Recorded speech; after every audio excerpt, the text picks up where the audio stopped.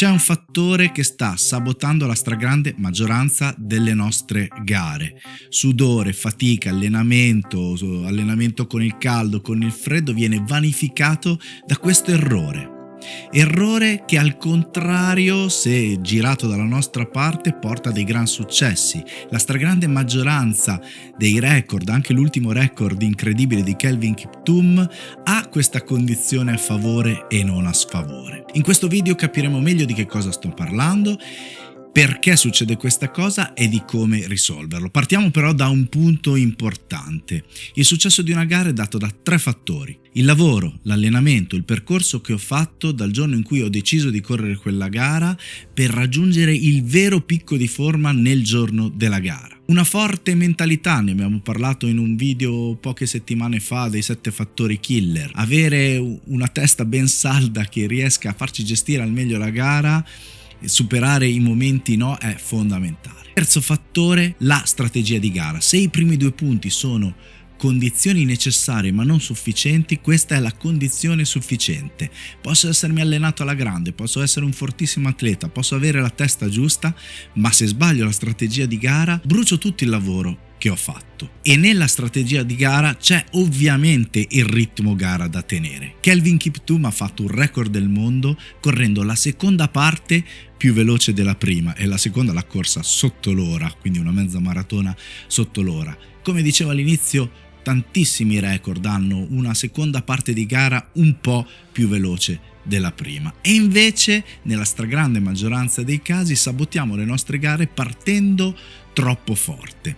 Attenzione, è facile dire non devi partire troppo forte. In questo video capiremo che cosa vuol dire, come avere una giusta condotta di gara, come fare in modo di non sabotare mesi e mesi di allenamento e di preparazione in una giornata che poi potremo bollinare semplicemente come una giornata storta, ma che invece potremo tenere dritta se abbiamo bene in testa come fare. Quanto sarebbe bello riuscire a partire alla giusta velocità, realizzare anche un negative split, quindi la seconda parte di gara più veloce della prima, ovviamente in un percorso che sia simile nella prima e nella seconda, con un finale in crescendo, con le braccia al cielo, con quella goduria di magari sorpassare e recuperare chi non ha avuto questo tipo di condotta di gara e mantenere quell'energia positiva anche nelle ore e nei giorni successivi, proprio perché è stata un'esperienza fenomenale. Per questo sentiamo spesso il consiglio, e devo dire che anch'io a volte l'ho detto in maniera sbagliata: parti piano. No, assolutamente non bisogna partire piano, bisogna partire alla giusta velocità,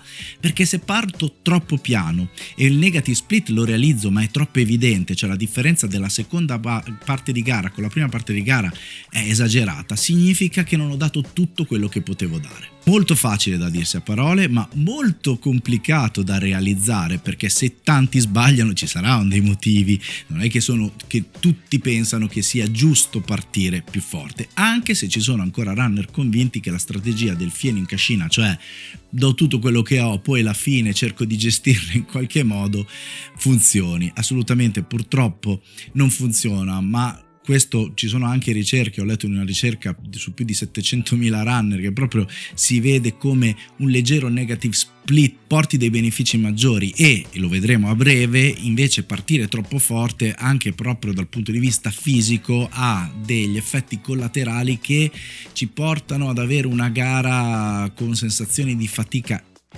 a volte superiori al limite, insopportabili, e che sicuramente non ci lasciano quell'effetto di ricordo positivo della gara, quel piacere del finale godurioso. Sì, magari la soddisfazione di essere comunque arrivati al traguardo, ma non come sarebbe potuto essere.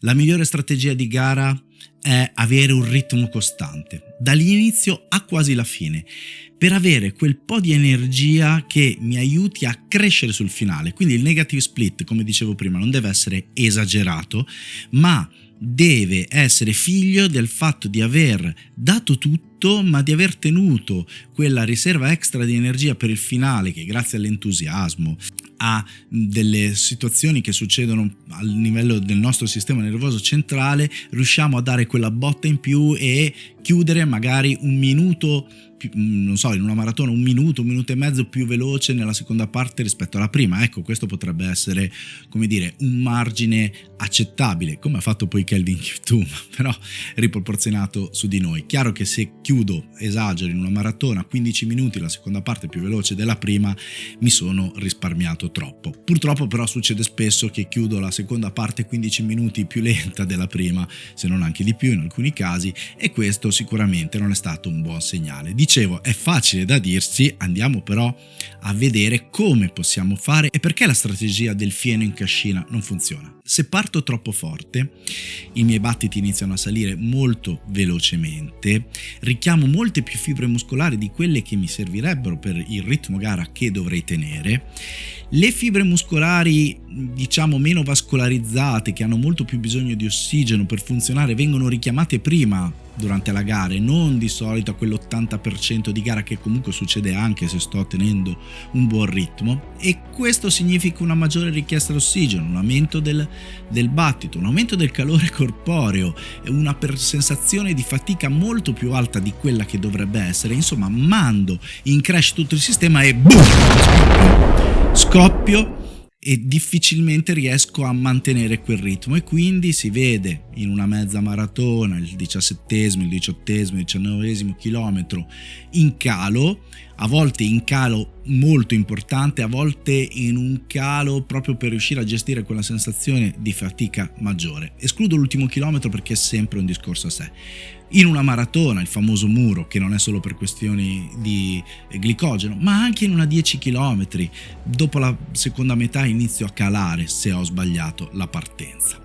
Questi sono alcuni dei motivi, chiamiamoli fisiologici, ma andiamo a vedere quindi che cosa possiamo fare. La prima soluzione è conoscere perfettamente il ritmo gara. Facile da dirsi, più complicato da farsi. Vediamo. Se mi sono allenato bene, se durante l'allenamento ho fatto allenamenti a ritmi gara, ho fatto delle gare test di avvicinamento. Fare troppe gare non va bene perché mi consuma, mi porta in forma prima e rischio di fallire la gara obiettivo, ma fare qualche gara test sulla stessa distanza o distanze inferiori, non so, la 10 per la mezza per la maratona, può darmi delle ottime indicazioni per il ritmo gara. Aver ben chiaro quindi il ritmo gara è il primo aspetto. Partire quindi al ritmo gara, o se non siete troppo esperti, o nel caso di una maratona, poi anche studiando il percorso, se nella seconda parte ovviamente è più impegnativo, partire anche leggermente più piano del ritmo gara, ma quando parlo di leggermente più piano parlo di 5-6 secondi a chilometro, e avere quelle sensazioni alla partenza di non sentirsi subito impiccati. Quello è un segnale che assolutamente probabilmente siete partiti troppo forte. Parliamoci chiaro, tutti abbiamo fatto questo errore di partire troppo forte. Io non credo che esista runner al mondo che non gli sia capitato, ma proprio perché ci è capitato e conosciamo le sensazioni, quello che accade a partire troppo forte, dovremmo convincerci che dovremmo smettere di partire troppo forte. Cercate di ricordarvi di che cosa è successo quando siete partiti troppo forte, memorizzate quelle sensazioni di fatica e cercate di non ricalcarle più ripartendo appunto troppo forte. Quindi conoscenza del ritmo gara, consapevolezza di quello che c'è da fare e di che cosa succede se non lo faccio, gare test per saggiare il ritmo gara, ma poi anche allenamenti che ricalchino una situazione di ritmo gara costante e anche di crescita progressiva. Ad esempio, in questo caso 2 allenamenti principi sono il medio per gare come la 10 e la mezza maratona, anche un fondo medio con gli ultimi chilometri un po' più in crescita, anche di 15-16 chilometri, possono ricalcare le sensazioni di una mezza. Un medio veloce di 8-9 chilometri possono ricalcare le sensazioni della 10. Imparo a avere la sensibilità e la percezione del ritmo. In una maratona allenamenti che possono ricalcare questa situazione sono lunghissimi, cosiddetti di qualità, o comunque che abbiano fasi intense. Cosa significa? Che devo avere grosse parti anche al ritmo maratona, oppure possono fare anche lunghi progressivi. Esempio, 8 km a una fase tranquilla, 8 km un po' più impegnati, 8 km al ritmo del fondo medio e 8 km al ritmo gara un po' più veloce. Poi dipende, perché poi il ritmo gara potrebbe essere più lento del fondo medio a seconda della vostra esperienza, capacità eccetera, però la logica che ci sta è la stessa. Faccio un allenamento in crescendo e lo faccio affaticandomi, quindi vado a percepire queste sensazioni. Se ti sta piacendo questo video, mi raccomando, non l'hai ancora fatto, iscriviti, lasciami un like e condividilo agli amici che sono partiti almeno una volta forti in gara, quindi mandalo a tutti i tuoi amici e amiche runner. Vediamo poi l'aspetto mentale. Perché a volte si parte forte? Perché lo fanno tutti quelli attorno a me. Sì, c'è l'adrenalina della gara e quindi non guardo l'orologio. L'andatura istantanea, senza dubbio, magari nelle maratone molto partecipate, nel centro città sballa e comunque l'andatura istantanea non è mai molto precisa. Però, come dicevo prima, se conosco bene la sensazione che devo avere come ritmo, soprattutto anche alla partenza, quindi non troppo impegnato, è sempre una gara, non è una passeggiata di salute, però non devo sentirmi impiccato, quindi quello devo averlo bene in testa. E qui c'è una componente mentale. L'altra componente mentale è cercare di escludermi completamente da tutto quello che mi succede attorno. Probabilmente quelli che sono vicino a te, hanno una partenza di una gara molto partecipata, ma anche no, stanno facendo lo stesso errore. Anche loro stanno partendo troppo forte. Perché? Perché vedono gli altri andare forte e perché hanno questa sensazione di adrenalina, questo boost, questa spinta che c'è